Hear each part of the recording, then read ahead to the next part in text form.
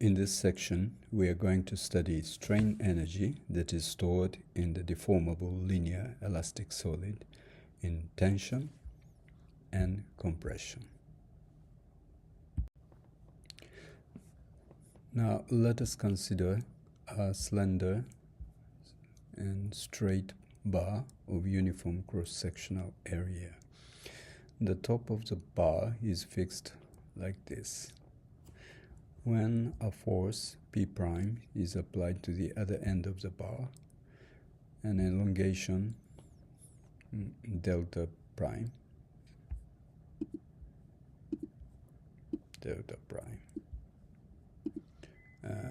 is observed. If you increase P' by dP', that means when P' becomes P plus dP', the elongation delta prime will increase to delta plus d delta prime. The relationship between the load and the elongation will be linear when the elongation is small, as you see in this graph. Okay? The relationship between the load and elongation becomes linear. Therefore, the relation can be written by this expression, P' equals C times delta prime, where C would be the proportional constant. From this graph, we find the work done by the load when the elongation delta prime changes to delta prime plus d delta prime is du equals, du would be the work done by the load when the elongation increased by d delta prime. That is approximately P' times d delta prime. The work is defined to be the force value times the amount of distance for which the force moves to its direction. In this case, when the elongation increased by d delta prime in the same direction as P', the value of the P' is almost constant when d delta prime is small. Okay? The force value is almost constant, P'. Therefore, the work can approximately be P' times d delta prime. And this value is almost the same as the area enclosed with blue lines.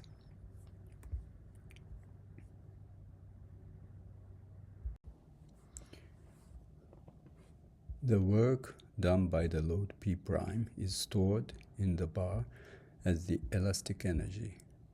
We can calculate the total energy, U, stored in the bar when the elongation increases from 0 to delta by integrating du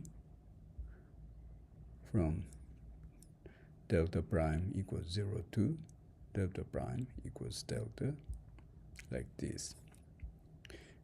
Because P' is also a function of delta prime, you can replace P' with C times delta prime.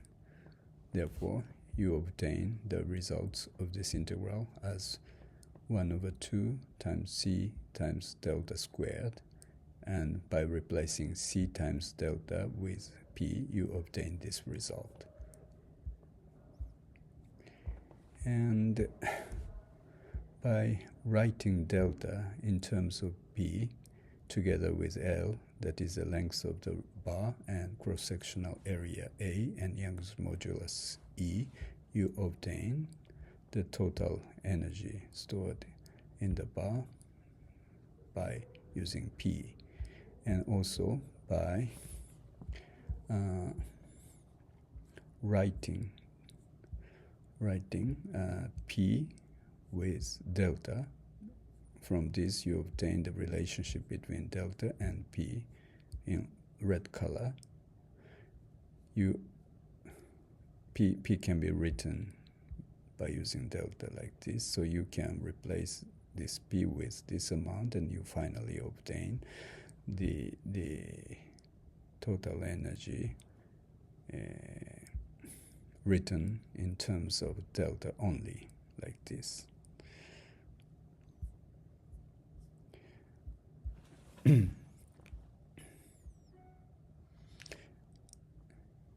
Uppercase U is the total amount of energy stored in the bar. The strain energy per unit volume is easily obtained by dividing U with respect to the volume of the bar, AL, to be like this. And because U is written with this expression, from this expression,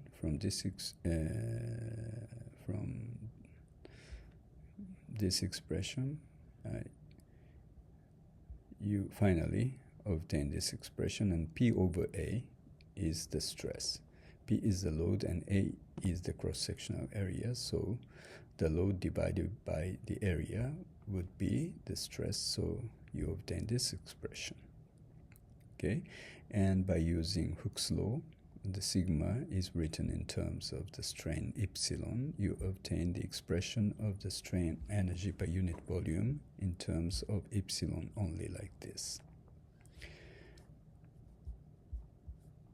The greatest amount of strain energy per unit volume that a material can absorb without exceeding its proportional limit can be found by substituting this proportional limit for sigma. This quantity is called modulus of resilience of the material in tension.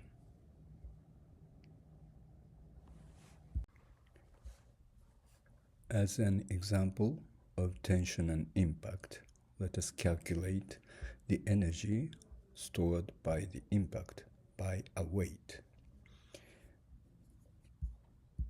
A weight, this weight is attached the bar like this figure. The weight W falls through a height h and strikes a flange at the lower end of the bar of length L. The upper end of the bar is fixed like this. Let us find the maximum elongation and stress being induced by this impact. The maximum elongation is assumed to be delta. Then the potential energy, position energy that will be stored in the bar is W times, this is the weight times the height, total height, that the weight for which the weight falls. So H plus delta is the height, and this is the potential energy, and this, the strain energy stored is AE over 2L times delta squared. This result has already been obtained in the previous slide. Let us introduce the notation delta ST, which is the elongation corresponding to the static placement. When you put this weight slowly on the flange, in that case there's no impact. So delta ST would be WL divided by AE, which is found in the previous page by replacing P with W. Solving this for delta, after substituting this notation, and from this you obtain WL equals delta ST times AE, So you are able to substitute this value by into the above expression and solving it for delta. Okay? This becomes the quadratic equation. So you are able to solve it for delta. After you substitute this notation, then delta becomes like this. Okay?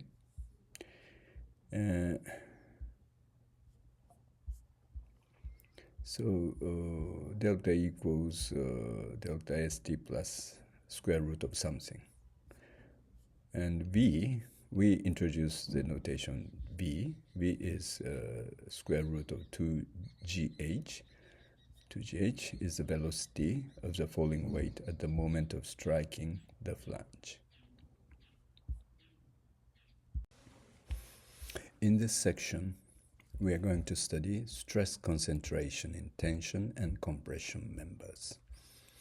Stress is an idea of force acting on a plane of the solid. The plane can be a real existing plane of the solid boundary or a virtual fictitious one that is supposed in the solid. Let us consider a plate with a notch. This is notch.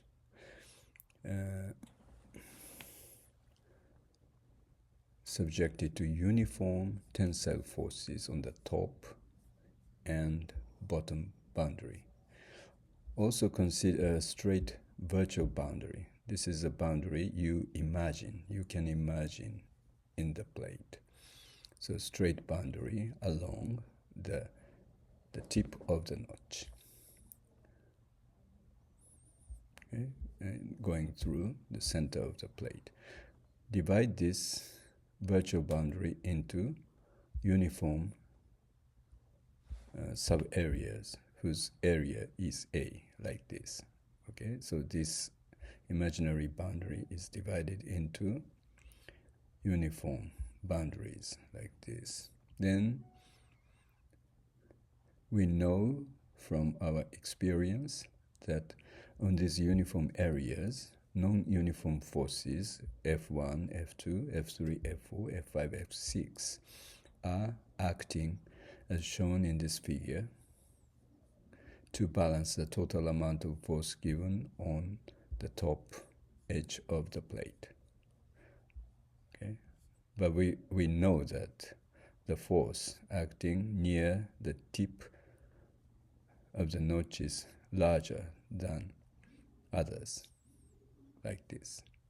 Therefore, the stress is calculated by dividing forces F1 to F6 with respect to the same area size A, naturally non-uniform, and they could be written as sigma 1, sigma 2, sigma 3, sigma 4, sigma 5, and sigma 6.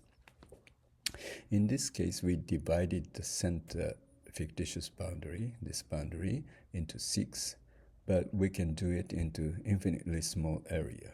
So in that case, we have lots of small areas along this fictitious boundary. The force acting on each infinitely small area will also be different each other. Therefore, in such a general case, the stress becomes a function of point. Okay.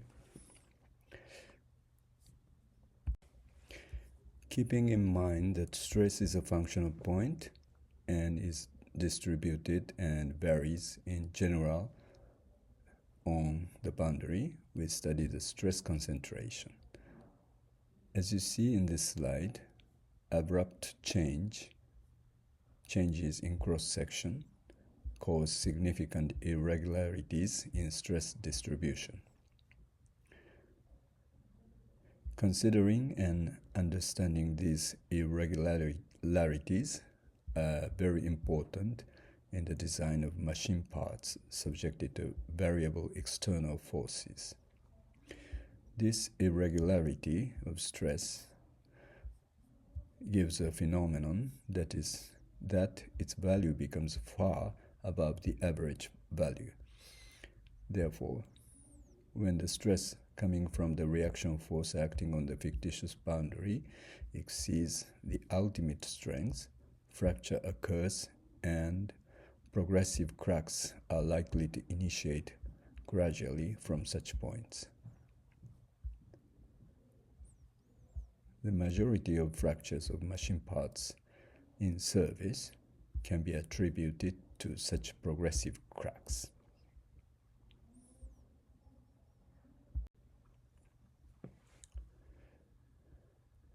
To discuss a case of a rectangular plate with a circular hole at the center subjected to uniform stress distribution both on top and bottom edges of the plate. Rectangular plate with a hole at the center and uniform stresses are acting on top and bottom of the plate. This is the situation.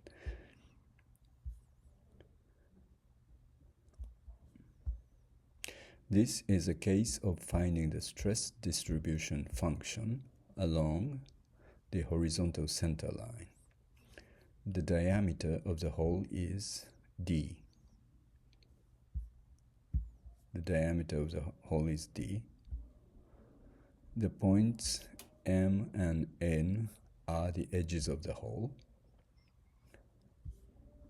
Let us consider the case that the hole is sufficiently small. This hole is very small compared with the width and height of the plate. Okay, so you can imagine that the hole is very, very small compared with the size of the plate. By using R as the distance between the points, a point on this line, and the center of the hole, the stress distribution sigma along this line can be obtained as a function of R distance like this, where R is greater than or equal to d over 2. Okay, we find the sigma becomes maximum for R equals d over 2. Okay, at this point, the stress sigma becomes maximum. So it becomes maximum at the point N.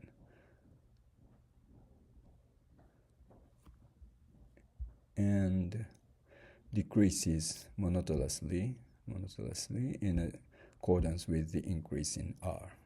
So if it is far, the stress decreases, always decrease. Substituting R equals d over 2 into this, we obtain sigma. Okay, substituting this into into R, we obtain sigma equals 3 times sigma 0. Sigma 0 is the mean stress at far. Okay, at far boundary, mean stress. So the maximum stress occurs near the hole, and its magnitude is 3 times greater than the average mean stress.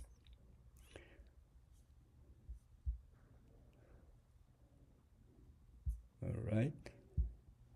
And if you substitute R equals D, okay, it becomes 1.2, right? The stresses decrease very rapidly.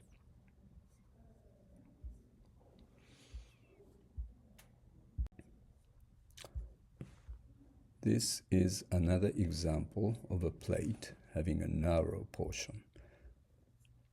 In this case, the circular boundary is on the outer boundary of the plate, not inside. That is different from the previous example. The maximum stress in this case also occurs at the edge of the circular cut here, M or N, and is larger then the mean stress sigma 0. In this case, we consider the mean stress here, sigma 0, all right? So it becomes larger at the point M and N. And the sigma max, so you are able to obtain the value of the maximum stress at M or N with this form. So it becomes K times larger than the mean stress applied far from this place.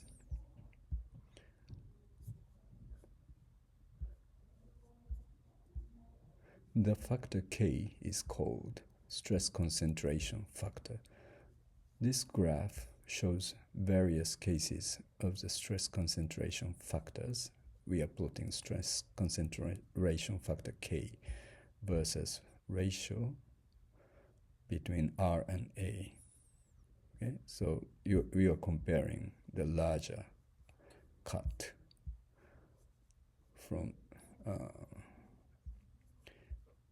4 different stress concentration factors. If the radius of the circular cut out is small, the stress concentration factor becomes larger. Okay? And its limit is a corner. So if R is very, very small, it becomes a corner, not the circular boundary. From our experience, we know that by creating such a curve, then the stress concentration becomes smaller and smaller.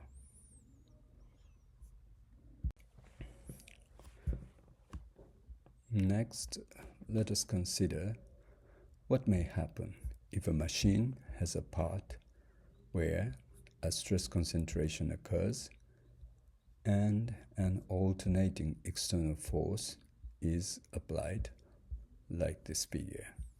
We are plotting the force in a vertical direction, and horizontal axis plots the time, elapsed time. The force is oscillated like this, from positive to negative, so tension, compression changes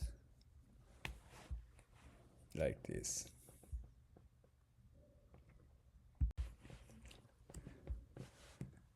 This diagram shows such a case when an alternating force occurs. The load from the cargo bed is applied to the outside of the driving wheel on the axle shaft here. Due to the gravitational force, this axle shaft has the force here and here. And from the ground, the shaft also has the force upward, like this. Therefore, a moment acts on the axle with the point where the driving wheel contacts the rail as the center, causing the axle to bend as shown in this diagram. In this state, the upper part of the axle stretches, experiencing tensile stress, while the lower part compresses, experiencing compressive stress. Since the axle rotates, various parts of the axle repeatedly undergo tension and compression in accordance with the rotation. When this cycle of reversing loads continues, the material eventually fails at a much lower force than its inherent strength. Specifically, cracks originate from areas where stress is concentrated, and as operation continues, the cracks gradually propagate until sudden fracture occurs. This phenomenon is called fatigue failure.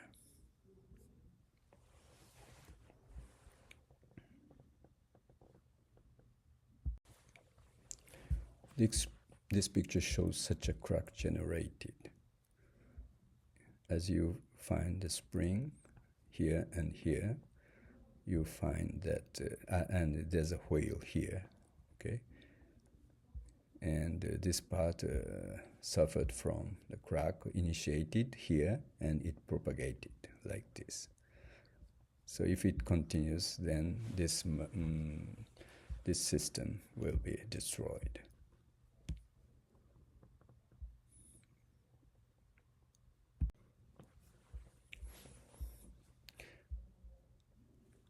This diagram shows the relationship between the amplitude of alternating stress and the number of cycles of life at which the part is destroyed.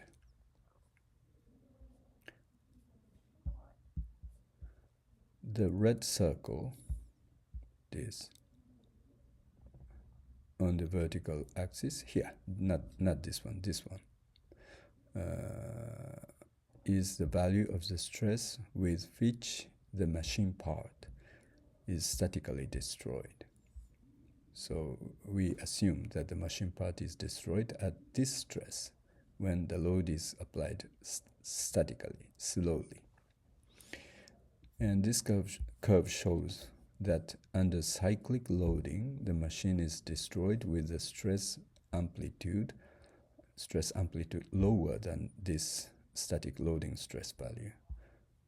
We observe that if we use the machine under a certain value of the stress, this value, okay, the amplitude of the stress is lower than this value, then the machine will never be destroyed. So you can use this infinite times.